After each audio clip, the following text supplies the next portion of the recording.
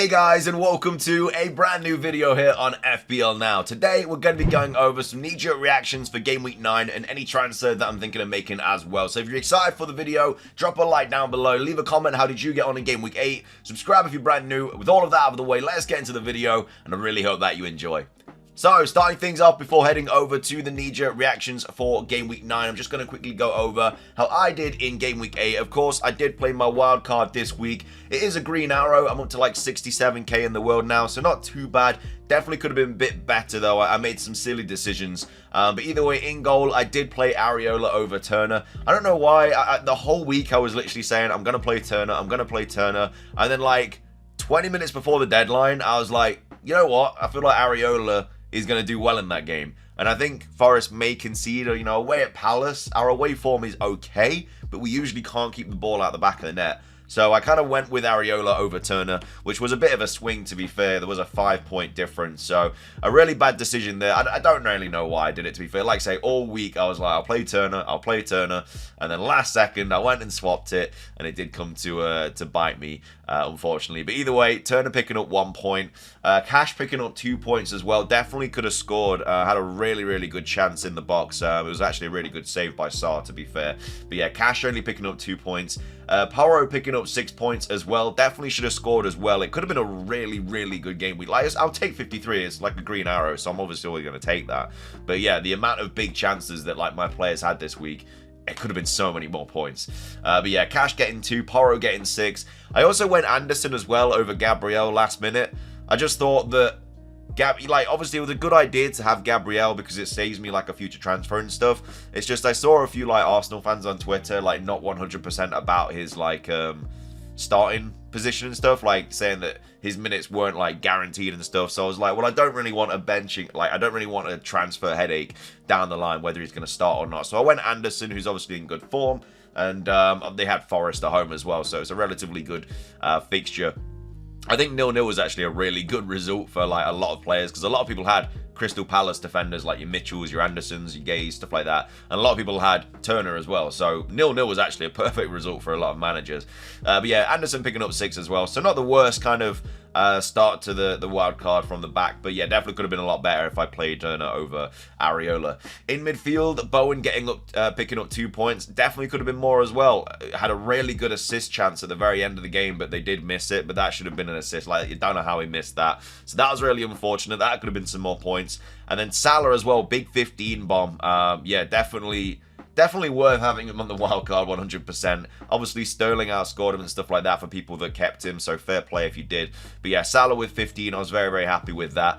Again, in another world, I would have captained him, but it wasn't like a very bad decision to go with Son, because they had a lot of chances and Son definitely could have scored. And obviously going down to 10 men did not help at all. So on another day, Son gets a couple of goals and, we're hitting like 70 odd points or whatever. So that would have been very, very nice. But yeah, Son picking up 6. Maddison also picking up 6 as well. Well, Son picked up 3, obviously. It's because of my captain that it's doubled. But yeah, Maddison picking up as an assist and picking up 6 points. Yeah, Salah 15, Bowen 2. And then up top, I did play Watkins, who got 5. Very, very unlucky not to score in that game. I mean, literally, the push on him when he, like, shot on the right side of the goal. Like, I don't know how that wasn't a penalty. Like, he literally pushes him, so he's off balance. And then because he's off balance, the shot obviously goes wide into the side net. And if he didn't push him there, he wouldn't have been, like, off balance, and he would have probably scored there.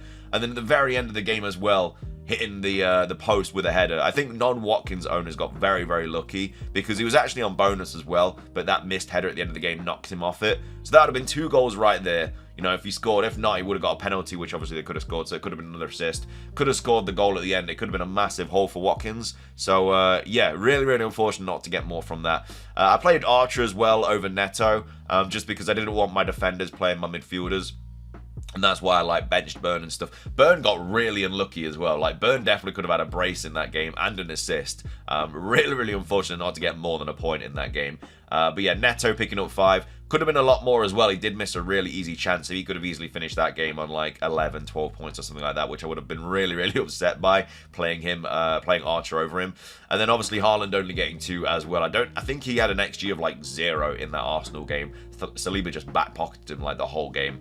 And then Kabore getting bench, not ideal. So yeah, that was kind of my game week game week 8. Like I say, it was a green arrow, so I can't be too pissed, but at the same time, like, it could have been so much more if a few more things went my way. Like, if I captained Salah, or if, obviously, Son scored a couple of the chances that he got, Porro could have scored, Cash could have scored, Watkins could have got a lot more. I didn't watch the Sheffield United game. Obviously, I've seen the horrific injury, so all the best to Basham, and hopefully he does make a speedy recovery and it's not as bad as it looks. But yeah, obviously I saw that, but I didn't see if Archer had any like chances or anything like that. So yeah, he was literally only on there because I didn't want to play my midfielders against my defenders, but I tried to maximize my points. But yeah, 53 points, again, could have been about 58 if I played Turner, but it is what it is. So that's my game week 8 score. Let's move on to the knee-jerk reactions for game week 9. And in the first spot, it is Salah being brought in by over 87,000 managers. Of course, we are on the international break, unless you are like zero, like you literally have nothing in the bank when making a transfer. Don't make a transfer because there's probably going to be some issues over the international break. It's a couple of weeks without the Prem, and anything can happen on international duty. So yeah, even if you are wanting to make a transfer, if you've got a little bit of money left in the bank and like a couple of price rises won't affect you too much, just hold off on it, because we all saw what's happened with injuries this season. It's just not worth going early. But yeah, Salah being brought in by over 80,000 managers, especially when you're bringing in a player like Salah, who's a lot of money, you're going to have to like tinker the rest of your team. Watkins also being brought in by over 80,000 managers. Yeah, I'm still like very, very hopeful that Watkins is going to go big again. Not like a 23-pointer again. I don't think that's going to happen. But at the same time, really unlucky in the Wolves game. And as well as that, obviously, got really, really good fixtures coming up. So, yeah, Watkins, a really, really good shout. Madison also being brought in by over 80,000 managers. Yeah, obviously, a really, really good option. Got some nice fixtures still coming up for Madison. And, yeah, just looked really, really good in that Luton game. Again, the 10 men wasn't helpful. Like, they were absolutely... I think they got, like, an XG of 1.7 in the first, like, 12 minutes or something. So, they were really unlucky not to score. But, yeah, Madison being brought in by over 80,000 managers. Isak as well being brought in by nearly 80,000 managers. The Isak one's like, I get it. Like, the fixtures are good. He's obviously just got a brace. Definitely could have had a hat-trick. It's just that, like, with Wilson back now, it's just... there's just so much rotation around, like, who's going to start for them. Like, they're both really good options, like, both Wilson and Isak. Obviously, both on penalties if one of them's on the pitch. But at the same time, because of that rotation...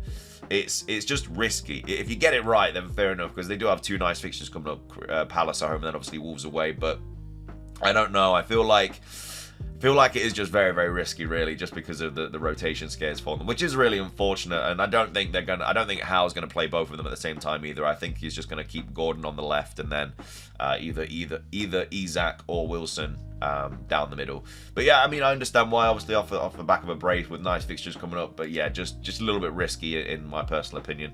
And then Anderson also being brought in by nearly 80,000 managers. The fixtures look a little bit tough for Anderson. Like, I brought him in for the Forest game. I'm not going to be playing him for Newcastle away or Spurs at home.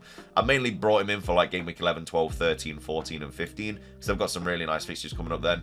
Probably will get rid after that, but yeah, we'll obviously see what happens. But yeah, I mean, played really, really well. He's looking good. Obviously 4.8 mil. He's a little bit pricier than your other Crystal Palace defenders, but he's just his numbers this season have just been really, really good. So I think the extra like 0.2, 0.3 I think was worth it in my personal opinion. It's a little bit like Udogie and Porro. I think that extra like 0.23, like Porro looked a lot more likely to score than Udogie did at the weekend.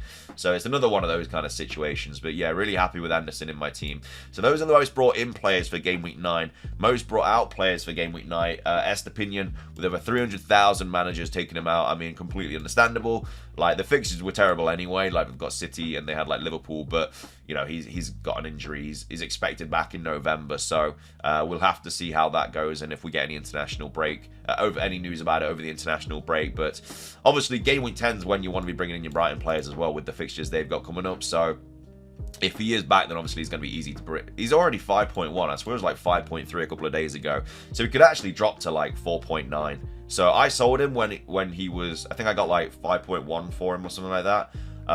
But yeah, I mean, I think if you sold him on Wildcard or you sold him last week, I think you'd be all right because you might even make money on him and then buy him back for cheaper if he does keep going down price. And he looks like he's probably going to get another price fall at least this, maybe 2 over the international break. I don't know how many it is during a game week. I think it might be like the maximum of 2 price falls or 2 price rises. I'm not 100% sure off the top of my head. But yeah, Estepinian, 300,000 managers getting rid of him. Saka, yeah, unfortunate not to play the City game, but obviously did win it anyway. But yeah, I don't think he's being called up now for England. I think that Mikel basically said, yeah, he's not going to be travelling. So, yeah, I mean, hopefully he's back after the international break. I'm sure he will be for that Chelsea away fixture. I mean, Sheffield United at home is the one you want to target, obviously. So, yeah, hopefully he's back for that fixture. And then Rashford as well. I think he had another early sub. Yeah, 62 minutes, just getting worse and worse. Was 76 against Palace, 62 against Brentford.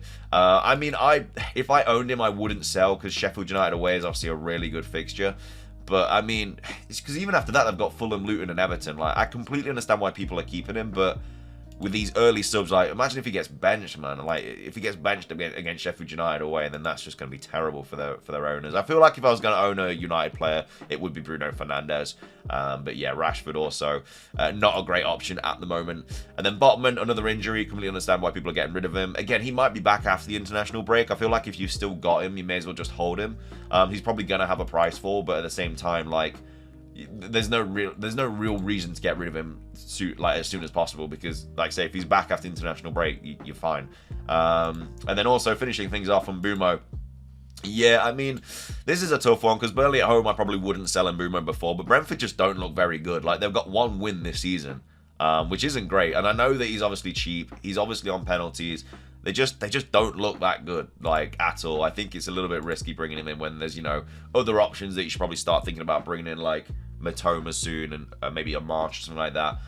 Maybe some Arsenal mids. But either way, those are the knee-jerk reactions for Game Week 9. Again, content this over the next couple of weeks will be varied. I'll do like team selection, wildcard draft, stuff like that, but it just won't be like content every day just because there's the international break, so there's not really any need because no point in making a wildcard draft video like tomorrow and then someone gets injured. You may as well, like, I might make like one a week or something after a few games have been played. But yeah, thank you for watching. If you enjoyed, drop a like, leave a comment, subscribe if you're brand new, and until next time, peace.